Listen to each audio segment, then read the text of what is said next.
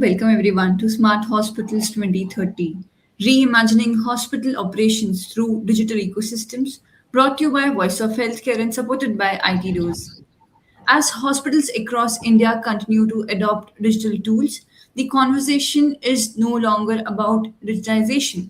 It is about building connected, intelligent, and future ready hospital ecosystem that improve efficiency, strengthen clinical decision making, and enhance patient experience.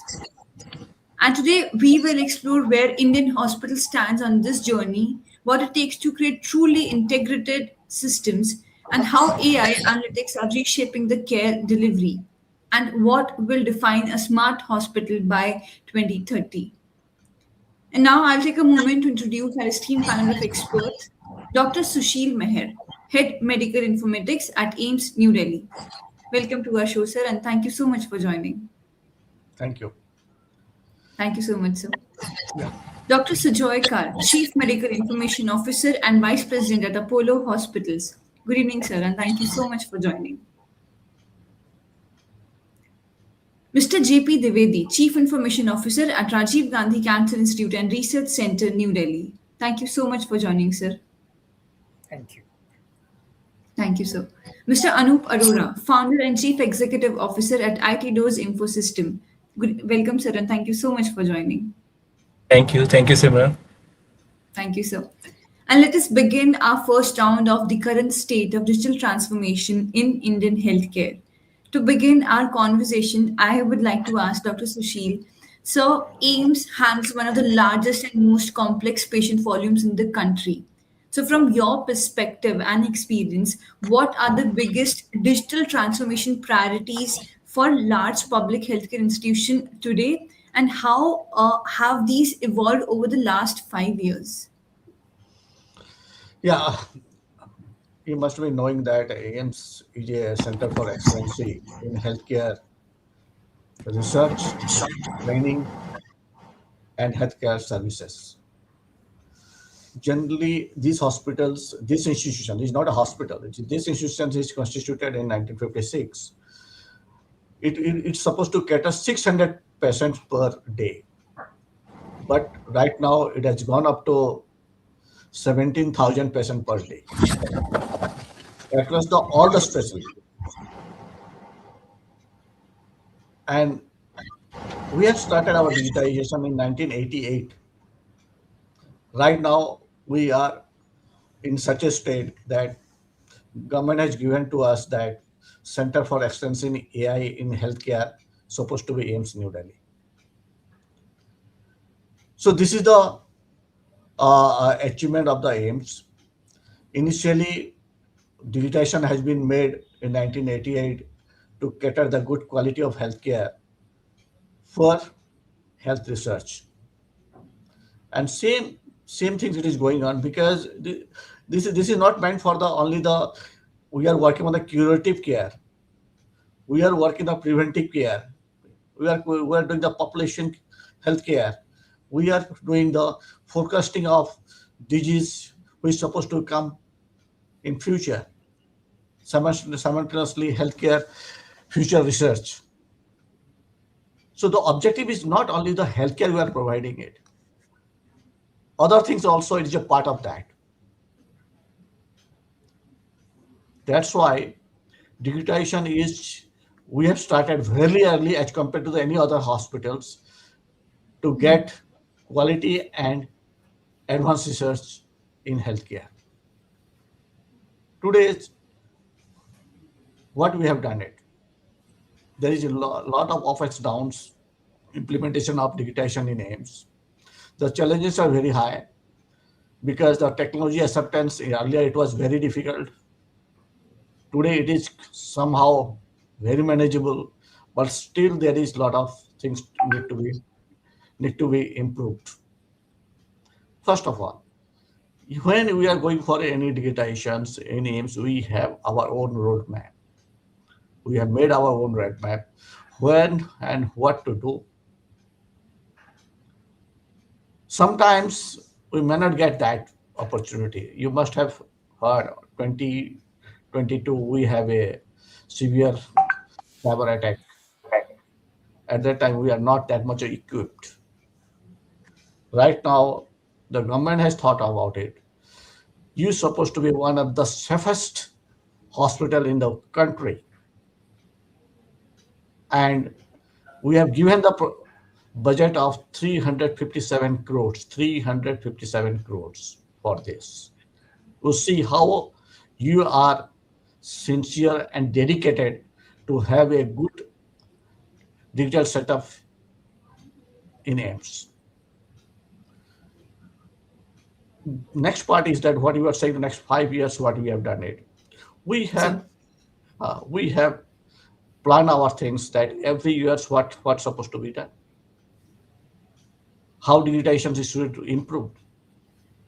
Always you have to check that how many patient is coming, what kind of service is required, what is the future forecasting is there, and what technology is supposed to be adopted. In last 5 years, we have implemented the Asia first lab. It is called the fully automated lab. It is called uh, robotic labs. It caters nearly 1 million tests per day. It means the load which has given to the labs that has been gone down, and 24/7 it is working. All the labs samples is handled by the robotic hands, and the reporting is done on the lab analytics programs to approve the test which is performed by the laboratory equipments. Second part is that how patients supposed to be more user friendly and patient centric tech supposed to be done. 17,000 means around you can have 40,000 people in a one place. Everybody needs, and all the peoples are in the advanced stage of their disease, and they have a lot of hope here. When they'll reach there, they may not find a wheelchair, if they may not find a stretcher, if they are coming with their own car, may not find the parking. These are small things true. which can IT can resolve. So if when you are taking appointments, why not they will given a wheelchair to be booked or stretcher to be booked? The time has to be set up when they have to meet the doctor so that the crowds can be go down. Simultaneously, we have empowered to the patient that they have to do their registration themselves. Come to the hall, scan the QR code, put your appointment number, and you do the registrations and choose your time to meet the doctor on that day. So this is the things which we have achieved. The major achievement we have done it. Third part is that radiology reporting was took time consuming because we have lot of MRI, CT, and our staff is very limited. That's why when we have used AI, so the work has reduced to around one fifth of. If it was taking 5 hours, it has reduced to 1 hour. You can see it. So the productivity has gone up. Then we have used the manpower management. When we are putting the manpower, this manpower, what to do, whether it is required physically or remotely, that can be resolved. Let's take what we have done to patient management. We have put three people in one ward. Whenever they will go for a city or whether they will go for any other test or any referral area, someone has to carry these people. Some ward is overloaded, some ward is not required that much of manpower, but particular time they need the manpower. So we have done the centralized ticketing system. That manpower is available. You book the manpower, manpower will come and do the job and come back to us.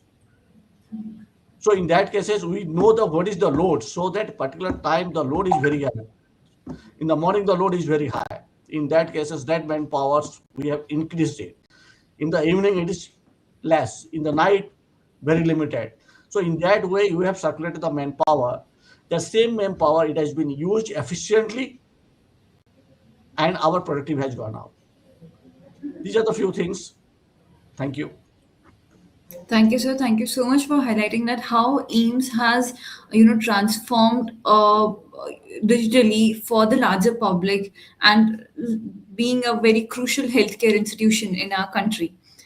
Moving on to my next question, Dr. Sujoy. So, Apollo has been amongst the pioneer in healthcare digitization. So, how would you assess the maturity of HIMS and EMR adoption across Indian hospitals? And are we moving beyond digitization towards true digital transformation at the current scenario? So, you're on mute, sir. Yes. So, we cannot hear you, sir. No, sir, we cannot hear you. You are unmuted, but still we cannot hear you, sir.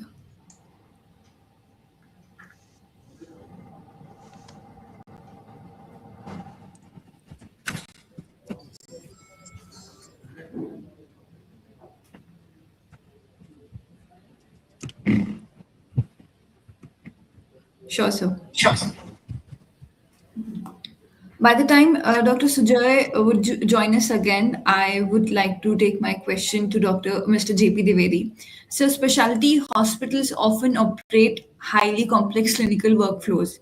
And how has digital integration transformed cancer care delivery, and what can multi specialty hospitals learn from such specialized environments? So, you're on mute.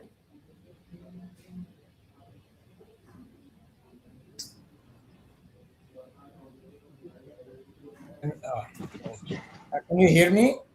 Yes, sir, we can hear you. Have you been hearing me throughout, or I was on mute? You just got unmuted, sir. So you were Oh, unmuted. Yeah. So thank you so much for inviting me to this forum.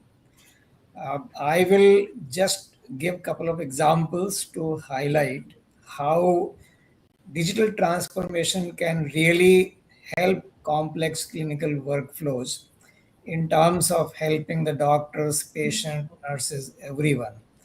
We just started on chemotherapy platform building. And after having intense discussions with our doctors, we simply made a very simple platform that gives doctor just an option to select the organ, and it lists down the chemotherapy protocols relevant to that organ. Doctor chooses a protocol, entire list of all the medicines, including all anti-emetic medicine, prehydration, antineoplastic, post-hydration. It is easy for doctors to understand, but I'll say all sorts of medicines listed. You just enter the height and weight of the patient, and it will calculate body surface area. And then it will also calculate automatically all the required doses, the speed of infusion, the time duration, everything.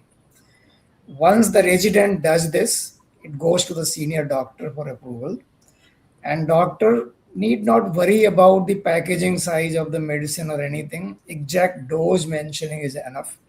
So let us say 1274 milligram of gemcitabine is required. 1275 will be prescribed. The order now goes to the clinical pharmacist, who will worry about the packaging. He will just map that 1 gram is one package and then 300 milligram is another one. And the moment these two are mentioned, the system will show green color that the dose is complete. Now it moves to the nursing station. By the time patient reaches there, the order has already gone. And nurse can simply check, call doctor, check if the order needs to be administered. Doctor will say, have you seen the reports? Let us say kidney function or liver function. She says yes. Doctor will say release the order. The treatment starts. Automatically the indent is prepared. The list goes to the pharmacy. Medicines are dispensed, billed. It comes back, goes to the cytotoxic admixture unit for mixing. The forms are prepared, and at that time, there is a provision to do a barcode scanning of the medicine just to ascertain that this is the same medicine coming to the mixing unit as was originally prescribed by the doctor. Once the mixing pharmacist is confirmed, now they will just do the mixing and prepare the solution for being infused. It will go to the nursing station where, through the electronic medication administration record, automatically, the time start and end is captured and the entire record is complete. Now see the advantage is doctors can order the medicines quickly. It is not transcribed anywhere in the entire process, so there is no transcription error. The indent and billing process is automated, so there is no time taken. By the time patient reaches the ward, the order has already gone, so no waiting for the files. The moment admission happens, the moment patient occupies the bed, treatment can start. And this helped us reducing the treatment starting time from 4 hours to half an hour. Similarly, reducing the possibility of any medication errors very, very significantly. During the time of infusion, if there is any adverse incident, just record the abort, and then it automatically flashes on the doctor's OPD. Whenever patient comes next, doctor will see that this particular chemotherapy had caused some adverse event, and doctor will be careful prescribing the next cycle or dose, and maybe the change of course is. So this was just an example how digital transformation or digital intervention can really help in improving patient safety. It can help clinician productivity. It can help clinician decision support, and it can help, reducing the average length of stay and thus the cost to the patient as well, among so many other examples. So I think this example. Yeah. So I think this example has taught us how digitization is working towards simplifying the work, not just only for the clinicians or the medical staff, and also it is simplifying the process for the patients and the families as well. It is reducing the time, it is reducing the efforts, and as well as the complications as well. Thank you so much for shedding light on this important aspect, sir. Dr. Sujoy has joined us again. So Can you hear me now? we can hear you, sir. Welcome back. Thank you. So I would like to ask my question again that we know that Apollo has been among the pioneers in healthcare digitization. So how would you assess the maturity of HIMS and EMR adoption across Indian hospitals? And are we moving beyond digitization towards true digital transformation? Yeah, thank you, Simran, for first of all inviting me, and then, of course, asking this very pertinent question, which in healthcare we are grappling to, if I may put it. And I think from an Apollo Hospital's perspective, we have been onto digital journey from our very inception, and more so with our EMR that we had homegrown and been working on it for almost 25 years now. And one of the benefits of early adoption of the EMR, looking at the whole flow, a fantastic example of how we do it on the medication management side, but also look at it from the PACS, the pharmacy, the diagnostics, the remote monitoring, then of course the Apollo 247 patient apps where the patients can go and look into their report, look at their longitudinal journey and see how it is all stitched. The two important factors that we have been able to unravel over a period of time. See, at Apollo, we were treated about close to 200 million patients till now. Could be more than that from 150 plus countries. And I think the organizations represented here, even they would have treated as many countries, people from as many countries, or even the similar volume. What is important here is this, that to actually look at all of those patients, their longitudinal journey, their care encounters, and make the most of it. Sorry, there is a feedback, and make the most of it from the perspective of how you teach that journey, and see what that you unravel about patients from the digital outcomes of these patients. From talking into India's perspective, I think there are fantastic examples coming out of corporate hospitals or even select public systems who have reasonably mature systems in registration, scheduling, billing, radiology, pharmacy, discharge summaries, and all. But I think if you see overall where the most of the care in India is in the small and medium hospitals, I think there is a huge amount of opportunity to leapfrog and enable them with the digital technologies, but also look at the perspectives of how we do this with AI-enabled digital systems to make it much more comprehensive. So there is an opportunity to leapfrog the care, but also to look at it from a perspective of how those investments will come. On the adoption side, I think the EMR adoption is a challenge because of the kind of amount of volume that we cater, whether it is in a public hospital, a private hospital like Apollo hospitals, where we see around close to across the 76 hospital, much beyond 25 to 30,000 people on an outpatient every day. But also to look at it from a perspective that the example at AIMS and a single hospital, we're seeing 17,000 people coming in. So what is the kind of time that we would go about in devoting, getting an appropriate OPD EMR adoption at the doctors or the physicians level at that time, and how technology is helping us? Those are serious challenges that we face in the adoption of EMR across systems.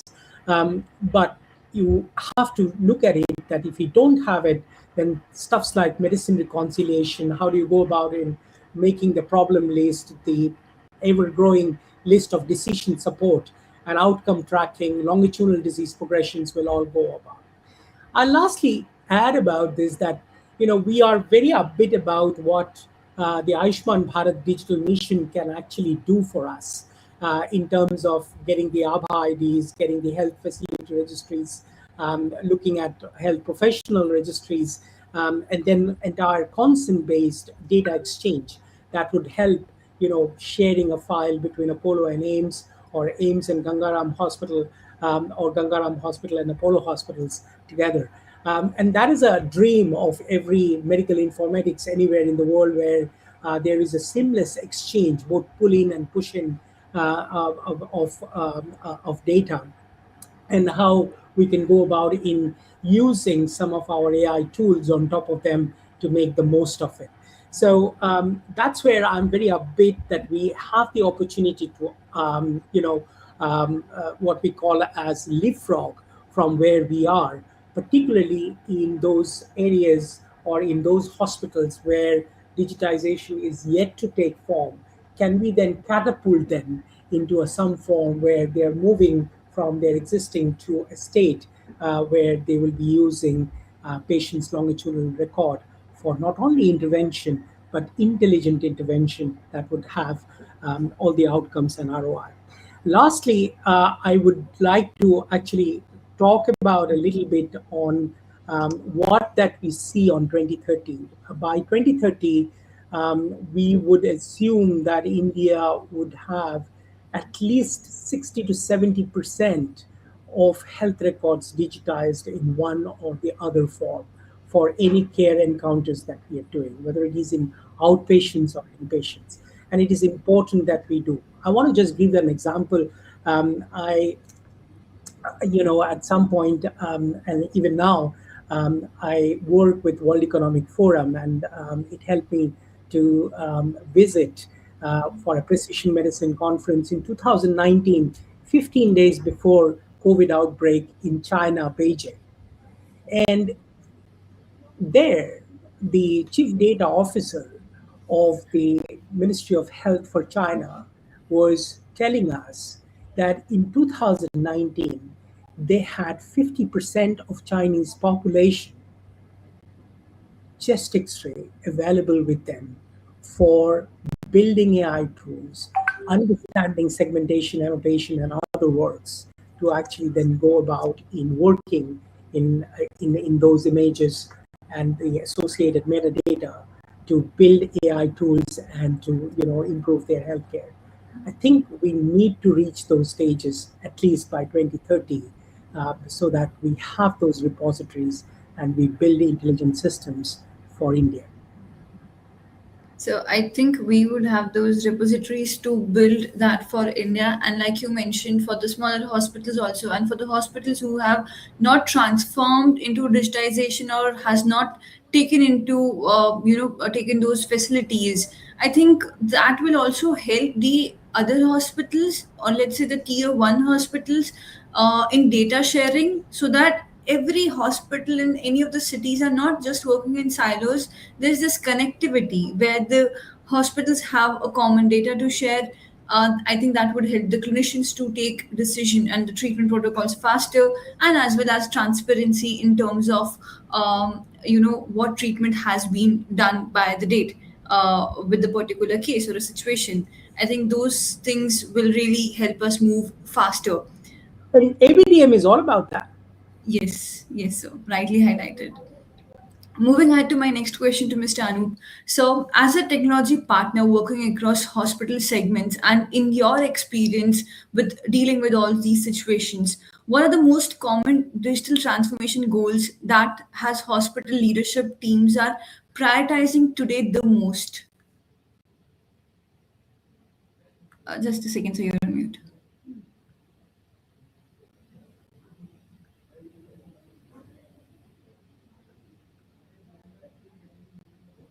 Hello. Yes, sir. Am- We can hear you, sir. Okay. Hi. Thank you, Simran, for asking this question. And I think it's a very relevant question in today's scenario. With my experience of almost 20 years in the healthcare IT and able to serve to the different segment of the hospital from 20-bed nursing home till the 1,000-bed hospital, there's a big shift in the thought of leadership.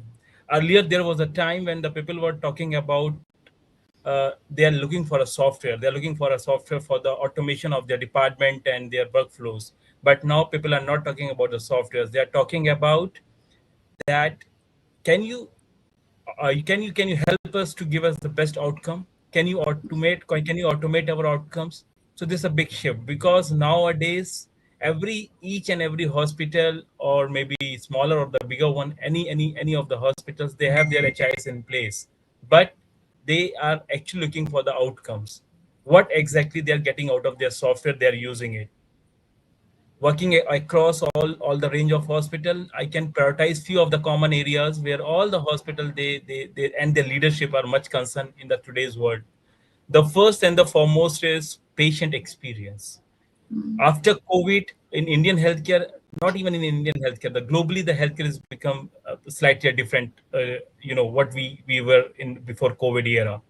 Now, all the healthcare leaders, even from tier one city, tier two cities, or you can go to the ground also, they are actually keen to give them their patient with a seamless patient experience, which starts from appointment till your bookings, your pharmacies, your admissions, your discharges, and way beyond. After discharge, they are most concerned about their follow-ups. Nowadays in India, we are heading towards home care setups. They want that their patient will be well connected from preventive till predictive care, then predictive and everything, end-to-end solution. So they are much keen and they are much eager to automate the entire patient journey of the across the care of in the hospital. Second important aspect is because everybody knows that in the current scenario, healthcare is very competitive also, as if I would say as a market. And in this healthcare, every healthcare setup, either it's a single owned hospital or maybe owned by a chain, it's a race of opening a new hospitals, new entities, new hospitals chains. Single hospital wants to be having two more, and the 100 wants to be 101. So in this competitive era of healthcare, everybody wants to use the technology, but they they are more, they want to get a very good operational efficiency. As in hospital leadership, they have a same people, they have a same infrastructure, and they have a budget also. So they are looking for a product, they are looking for a solution which can help them to get and achieve this operational efficiency within the, which is applied for their same people with the same infrastructure as well as the same budget. So that will give an edge over the other market provider, service provider. The third and the fourth important thing is data. As sir mentioned earlier, just before, every speaker before to me, they are much concerned about the data. Yes, if we look 5 years back, or maybe pre-COVID, or maybe 10 years back also, hospital has the data, but the data is not in a very fragmented form. They Yes. are not using a single window product. They have a multiple product in place. Good product for radiology, pack system, images are separate. Pharmacies using different product. Maybe they have a different product for appointment system. They have a nursing note. They are a different EMR system. So the product, the data is still lying with the hospitals, but it's a very fragmented form. Now the leadership understand the value of the data, and the most of the hospital leadership actually wants single source of truth. They actually Yes. want to invest, they actually want to go with a product or maybe a solution which can help them to get the data on time. And this, by using that data, they can actually get good analysis which help them to strategize for the better patient care, and for the better business aspect also. Nowadays, this is the important part where leadership actually focusing on beyond software, beyond any solution software. They are talking about, will you able to get my all data in place? Because when you have a fragmented data, you will not get the good decisive power on time. The third important part, which is I would say interportability. I totally agreed with my previous speaker that it's a dream of any medico, uh, interportability. Everybody wants to serve to the patient. Every hospital, the base is to serve, to care for the patient. But until we can able to shake the hands with the different entities and actually get the patient value for money of their treatment, because sometimes I have seen in our experiences the patient are repeating their tests again and again beyond time because of the lack of data. So most of the hospital leadership, even not the hospital leadership, in the healthcare leader, our country leadership is much concerned about the interportability, and they have launched a dream project, ABDM. Lastly, to end this, it's also very good, like we are in the era of 2026. Now people are talking about healthcare AI in healthcare. If you go to any of your webinars, go to any panel discussion, you go any healthcare event, no event is complete without AI. So nowadays, healthcare leadership is also, asking a question to a software provider: will you be an AI compatible? Or how you can help us to drive our uh, legacy or maybe a conventional product through an AI. So this is a very good shift where the leadership of the healthcare service provider are actually building their foundation and making their thoughts, and not only the foundation, they are implementing also at different level. So it's a foundation for I would say a smart 2030 dream of hospital. So these are the few things which are nowadays hospital leaders are coming across. So thank you so much, sir. You highlighted some really important aspects of why we need this digitization and what could be the hurdles, why hospital need it. They have the budget, they have the resources, which is data, but I think they still lack the single platform where the intra-operability can work. I think, like you mentioned, it is very fragmented. We have everything, but not at a place. So Even by having all the resources, we are not able to use it properly. And I think that's where the role of digitization, AI, and the technology innovations we are talking about comes in. And that's how we have to adopt so that we can move ahead. So, with this, we'll move ahead to my next question, Dr. Sajoy. So, building on the same line, what Mr. Anoop has said, that many hospitals still operate multiple disconnected software systems. So, what does a truly integrated hospital ecosystem look like, and how critical is interoperability in achieving operational excellence? Great question. And I think we have already talked a lot about interoperability, and we need to look at interoperability both within the organization and also outside the organization. I mean, very simply, Yes. is your different softwares talking to each other? If you are implementing different, from a perspective of whether you have a software which is specifically looking at your RIS or SPAC system, your LIS or laboratory systems, your core EMR, your patient-facing apps.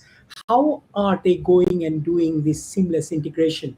At Apollo, much of our effort has been on these for the past 7-8 years, and that is where our leadership thought of coming out with Apollo 24/7 as a platform, which is more to do with what we look at it from a patient-facing perspective to do this. When you do not have something like this, look at the risks that you are bringing into healthcare when you do not have an interoperable, integrated system. It leads to repeat testing, fragmented histories of the patients.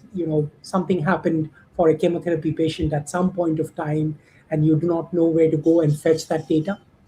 It leads to a lot of manual scanning, referral leakage, discharge delays, and the list is on and on and on.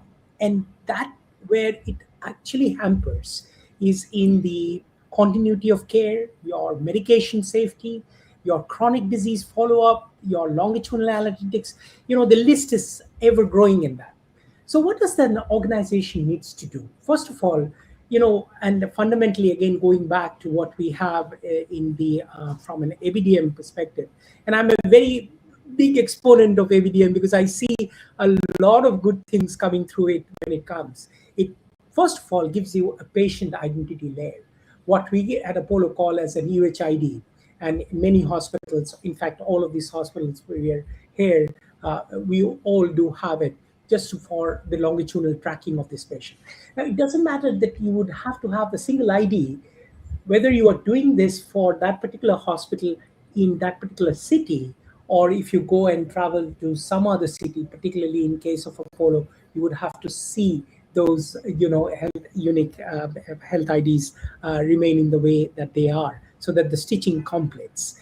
Then, of course, different encounters over a period of time, and we are talking here about 15 years, 16 years types of, types of record that we are looking at it in that. The second is stitching it with the RIS, LIS as a part of your EMR, which is again very, very important. Then, of course, you need to look at your transactional layer. And in the transactional layer, you would have to see your scheduling, your consent management, your other insurance claims and others. All of them follow in one or the other way to your core clinical state that are required in that way as well. And that bit of stitching is also important. Finally, we are talking here, we are in the age of multimodal AI. Yes. In the age of multimodal AI, where you are going to use your hyperscalers and their technology to build causal inferences and others for a longitudinal record of patients, you require the appropriate data set to come in, whether it is in the image, genomic data, your histopathology data, or your data which is at high velocity streaming from your bedside monitors. How do you build those systems where all of these data flows into a single container where you can then go about and do the compute and run, build, validate, and then deploy your AI solutions going forward? I mean, we have been doing this, but it's a massive task, and there is a lot of heavy lifting that we need to do. But the important point is if you are able to reach to that stage, you are unraveling certain elements around the patient care which are unforeseen and extremely beneficial to the physicians from a productivity perspective and also from the decision making. So, intra hospital interoperability is a mandate that we must fix if we haven't done that already, particularly coming to 2030, which is the theme of your webinar today.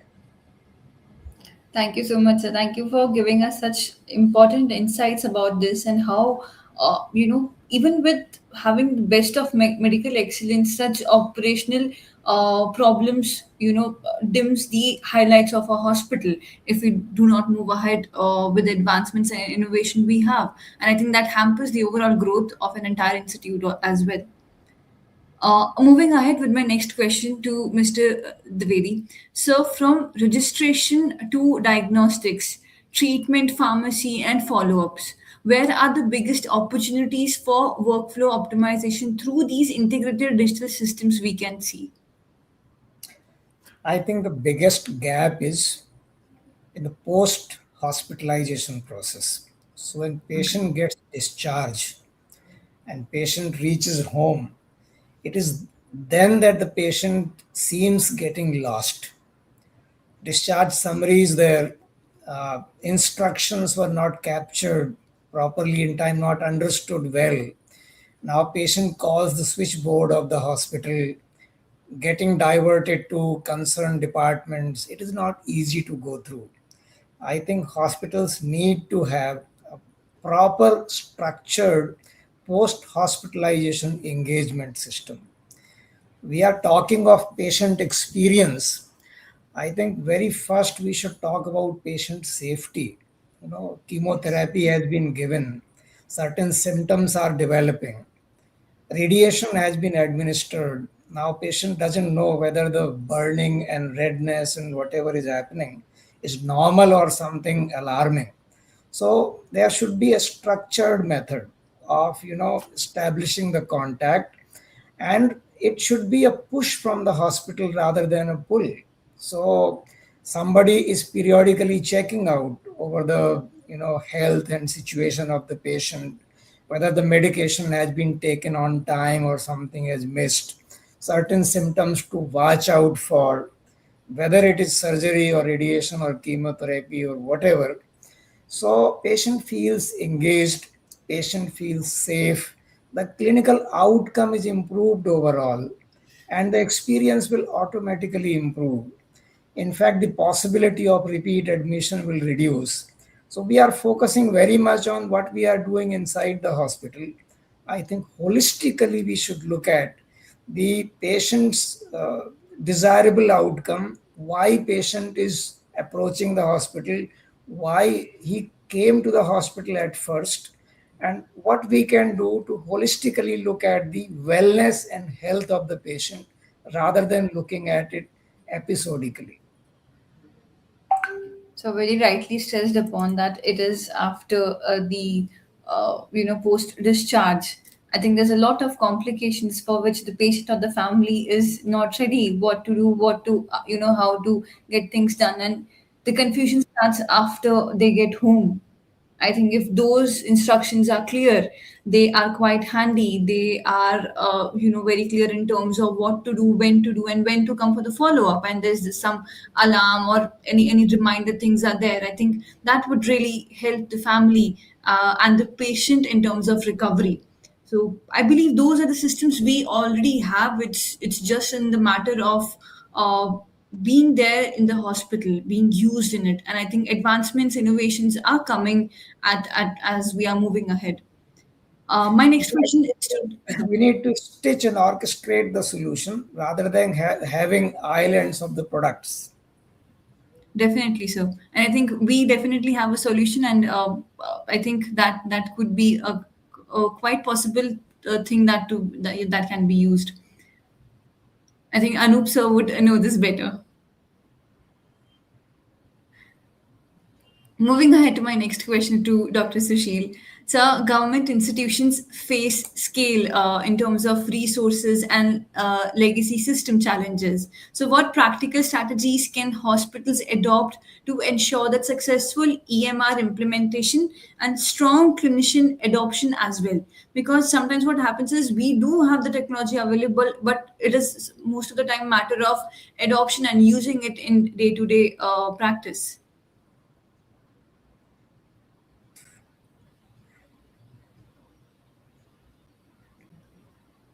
So you are on mute.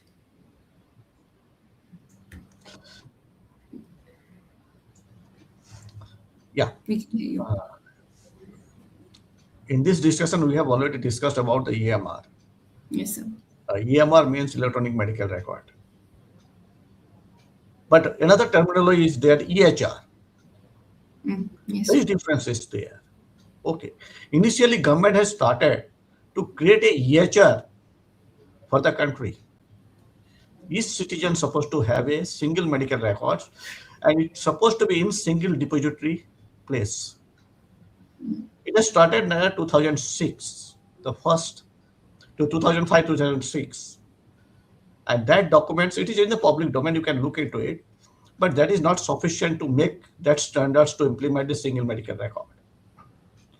Then 2011 and 12 they have, and the first document is prepared by the Ministry of IT. Okay, they felt that this is not their domain, so it is switched over to the Ministry of Health, and I was the member of that committee. Then there we have developed a EHS standards. It is already into public domains, and it is enforced by the government to implement everywhere.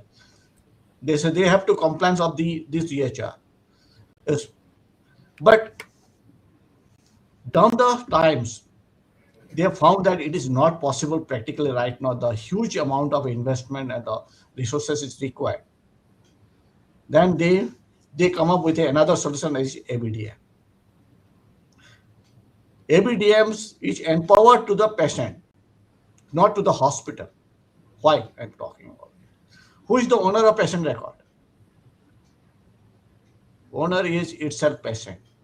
Yes. We are the custodian. So they thought, wherever the digital record is there, let be lay in that locations. Patients supposed to empower to access their record, or any permission will be given by the patient. Other hospital they can see it. They can't merge the both medical records right now.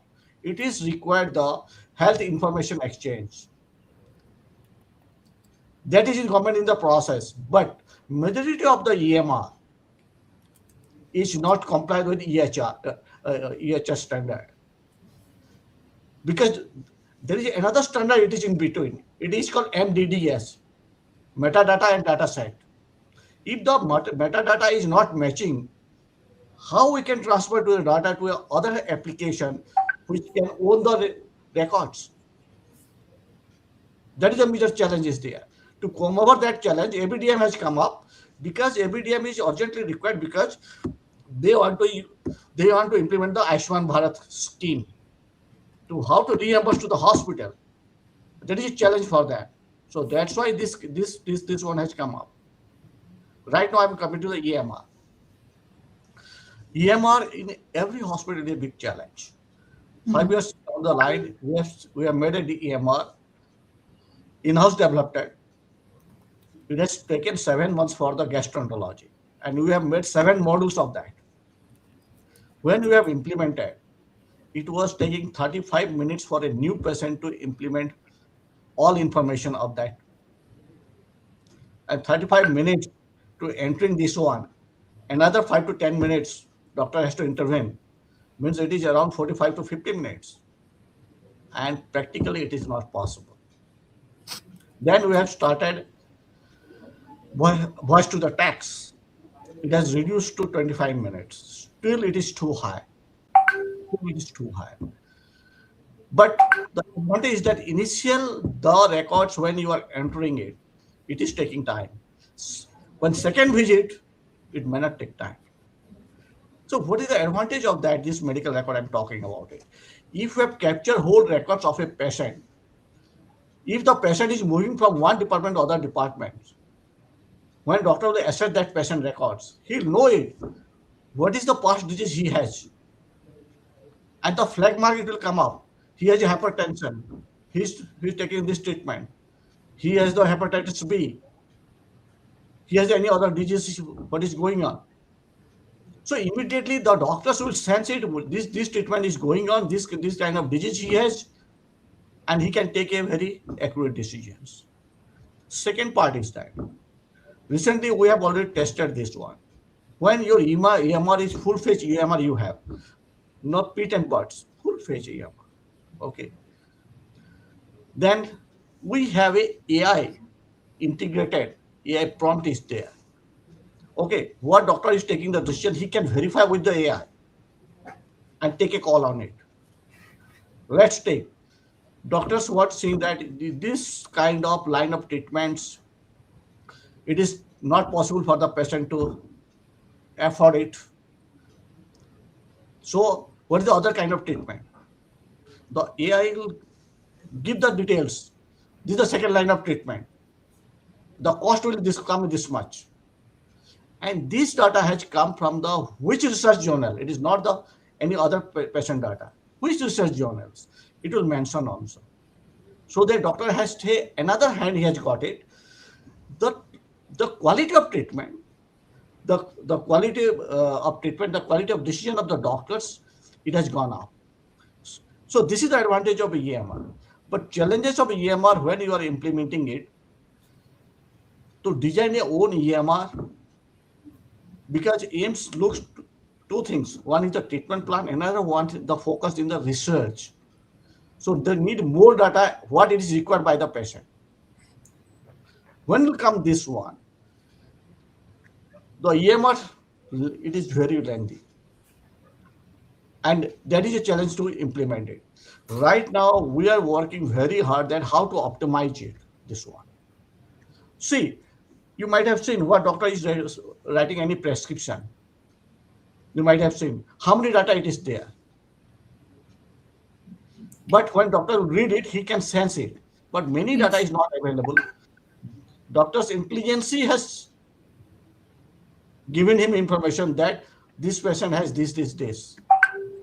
But when you put in the EMR and if you use AI, means AI do not have all the clear data because he's not that much intelligent of that. So that's why when you go for any EMR, we're supposed to have a good quality of data. That data is supposed to be a accuracy. It is uniformly standardized, just for clinical information. You're supposed to have SNOMED city. As per my information, not even 10% of the hospital in the country who has implemented SNOMED city in their clinical information system. That is the issue. Everybody there follow the ICD codes. ICD code is a disease code. It is not a clinical information. Second part is that lab. Many labs, they are not following the lowering standards. It's supposed to be. That is government recommended. If you have two labs, same labs, within the organizations, both the labs data is not talking each other. Many hospitals I have seen. So a lot of issues are there. If you capture the data, it is not sufficient. If the patient got treatment within the hospital in different branches or locations, this data, how it can be also interoperable, that is also required. And many hospitals, they do not have like that kind of systems. That's why when you go for any EMR, that interoperability within the organizations and the EHS standard, how it can be adopted, it can be lined up. Otherwise, what it happens, again, you will be isolated in the same locations. It cannot be go from one location to other locations. We are talking about the legacy systems. Yes, sir. See, legacy system is always be a challenge. Because if you talk about, let's take, I am using some products after 3 years, that product is absolute. The invest what you have done it, again, you have to invest more on that. So that financial burden, it is coming up every month. Just recently, Windows 10, it is out of the support service from the Microsoft. The system which is in Windows 10, it is now vulnerable for us. And you must have information that we are the number one vulnerable for the cyber attack.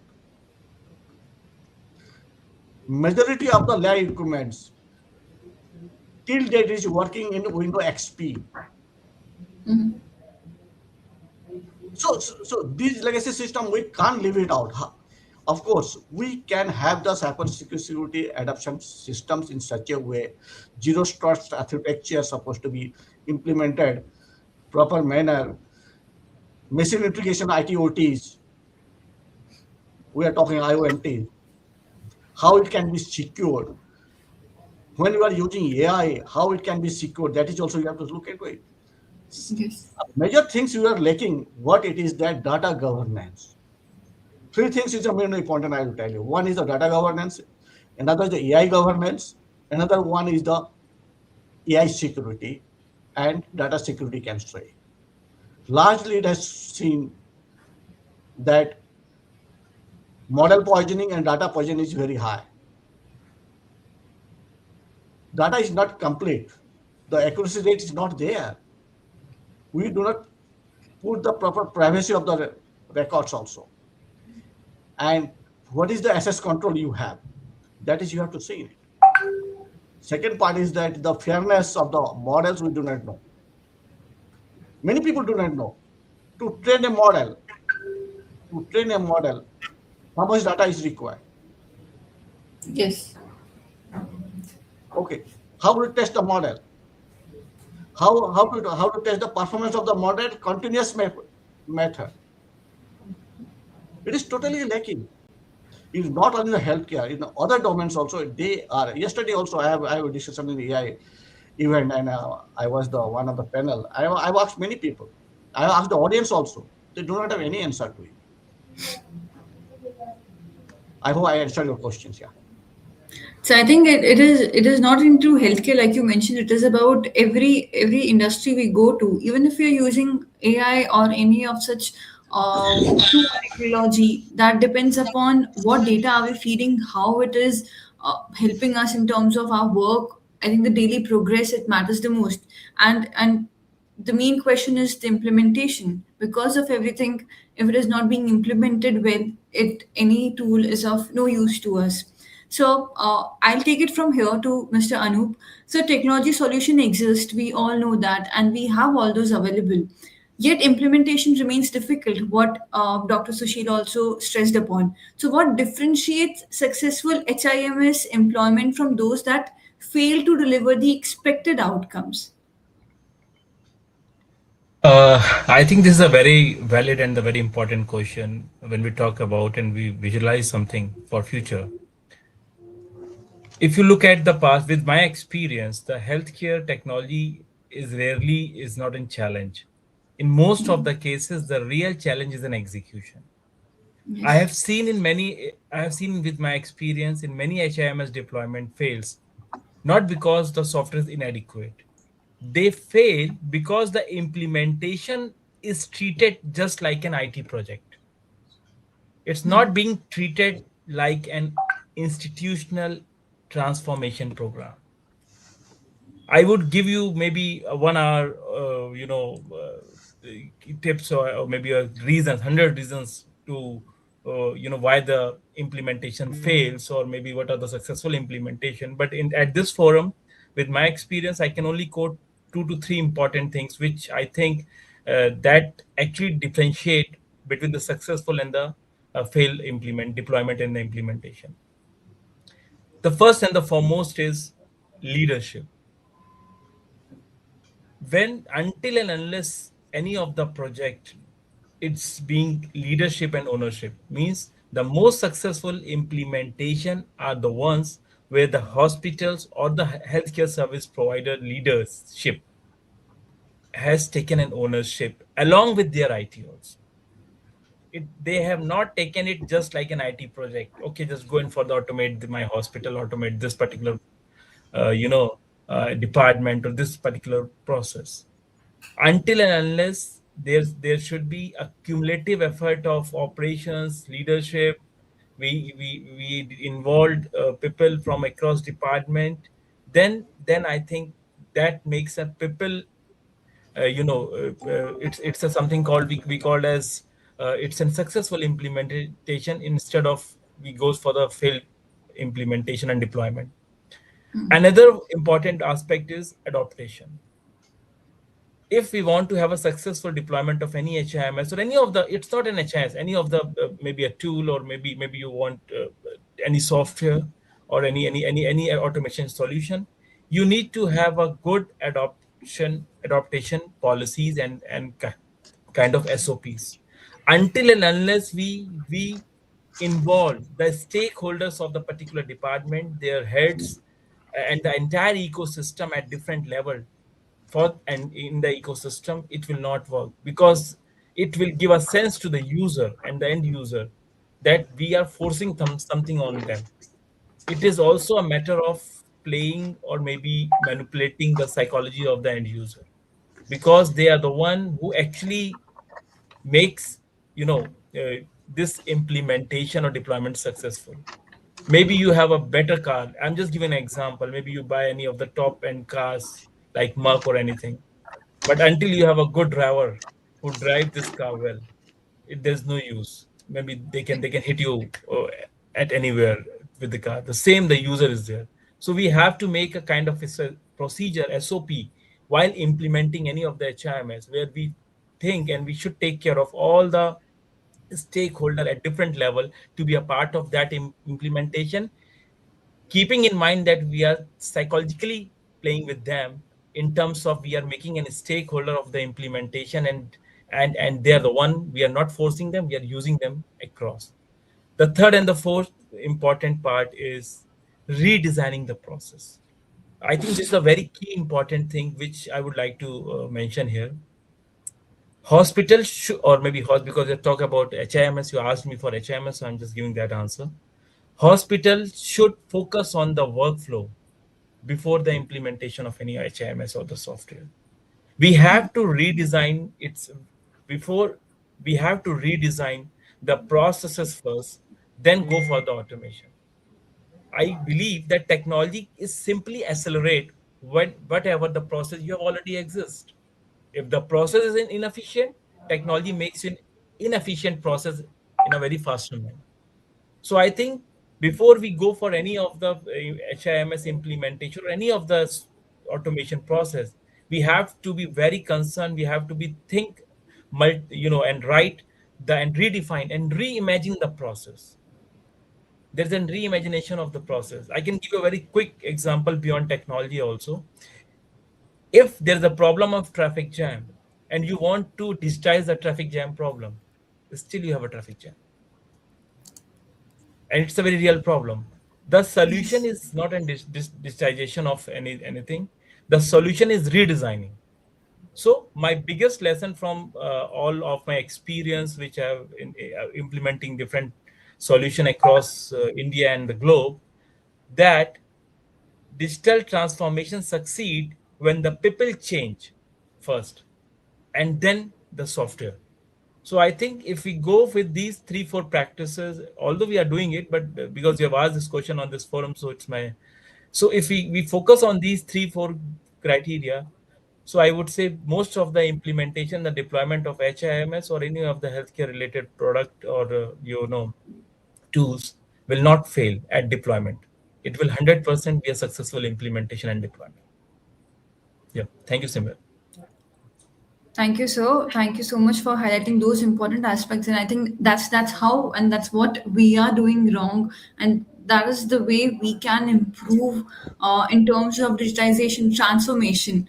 I think we got some really good insights from the experts we have here, and I have a length or a bucket of questions to ask from, but unfortunately we are short of time, so I would not hold any of my speakers longer, but I would request the organizers to have another session on the same topic so that we can take some more insights on the same topic. I would like to thank each one of you present here for sharing your expertise and insights, the experience you have, the kind of motivation you guys have to work on more of such kind of initiatives, how we can improve our workflows, how we can implement all these technologies, innovations, and specifically AI we are moving towards in our system so that we can improve the entire institute. I think that will help not just the healthcare workers, but also in terms of the overall patient experience. So thank you so much, everyone, for sharing your expertise and insights with us. It's been a lovely and amazing conversation we had. Thank you. Thank you, everyone. Thank you. Thank you, sir.